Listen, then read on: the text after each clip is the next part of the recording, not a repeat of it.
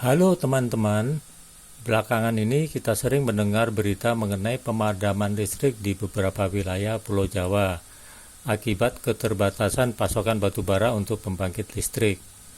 Bagi pemilik ikan koi, kondisi seperti ini cukup mengkhawatirkan karena saat listrik padam, pompa filter berhenti dan yang paling berbahaya adalah suplai oksigen juga ikut berhenti. Apalagi jika ikan cukup banyak dan ukurannya besar. Nah, di video kali ini saya akan membagikan solusi backup aerator yang sangat sederhana, murah, tetapi bisa menjaga ikan tetap mendapatkan oksigen selama kurang lebih sehari penuh. Ini adalah kolam koi saya, ukurannya sekitar lebar 85 cm, panjang 210 cm, kedalaman air sekitar 50 cm. Di dalamnya terdapat sekitar 8 ekor ikan koi dengan ukuran sedang hingga besar. Di samping kolam terdapat filter 3 ruang yang berfungsi sebagai filter mekanik dan biologis. Ini adalah penampakan dari filter 3 ruang dengan 2 ruangan menggunakan filter. Ini adalah penampakan dari filter 3 ruang dengan 2 ruangan menggunakan filter media sikat dan ruangan terakhir tanpa media, hanya tempat pompa-pompa. Terlihat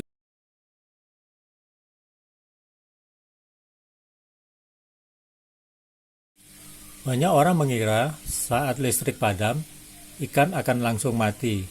Sebenarnya bukan karena pompa filternya berhenti, yang lebih berbahaya adalah kadar oksigen terlarut dalam air terus menurun. Semakin besar ukuran ikan, semakin banyak jumlah ikan, dan semakin tinggi suhu air. Maka, kebutuhan oksigen juga semakin besar. Karena itulah saya lebih memprioritaskan membuat backup aerator ini dengan konsep minimalis dibandingkan dengan backup pompa air.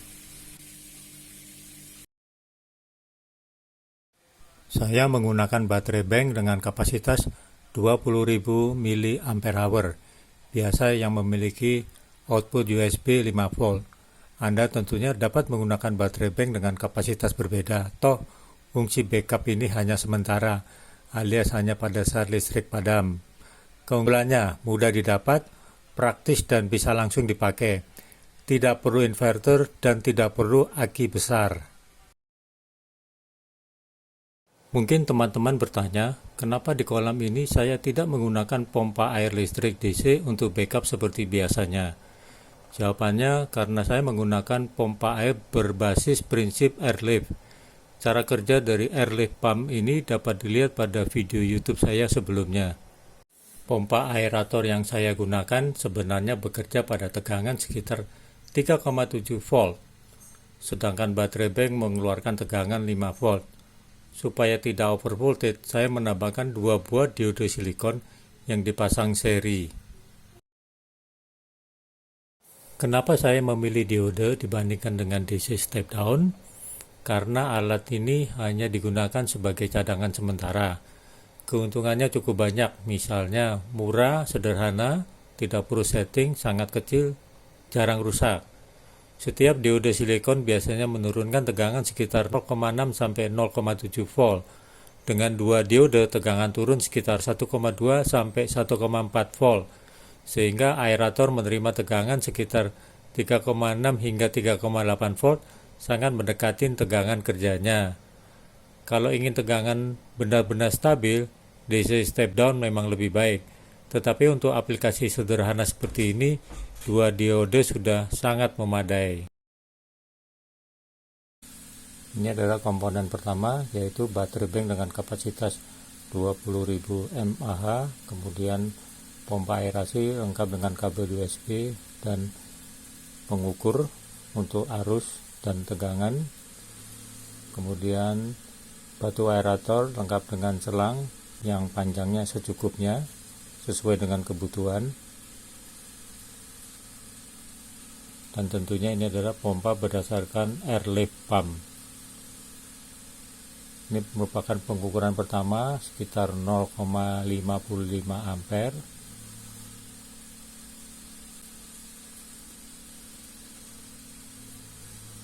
tetapi air tidak keluar karena gelembung keluar di luar dari pipa.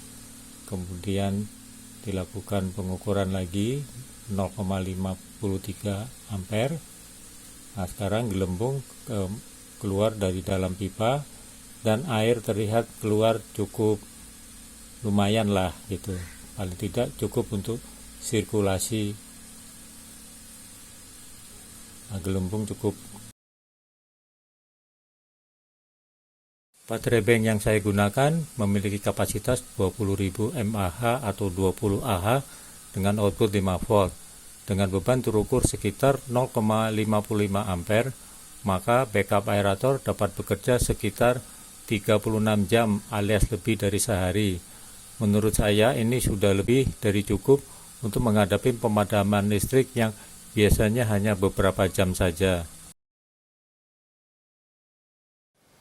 Kalau tujuan utama kita adalah menyelamatkan ikan selama listrik padam, tidak selalu harus menggunakan UPS yang mahal. Kadang solusi sederhana justru lebih praktis. Dengan hanya baterai bank, aerator kecil, 2 buah diode untuk penurun tegangan, airlift pump, kita sudah memiliki sistem backup oksigen yang mampu bekerja hingga lebih dari 1 hari. Kalau teman-teman punya ide lain mengenai backup listrik untuk kolam koi, silakan tulis di kolom komentar.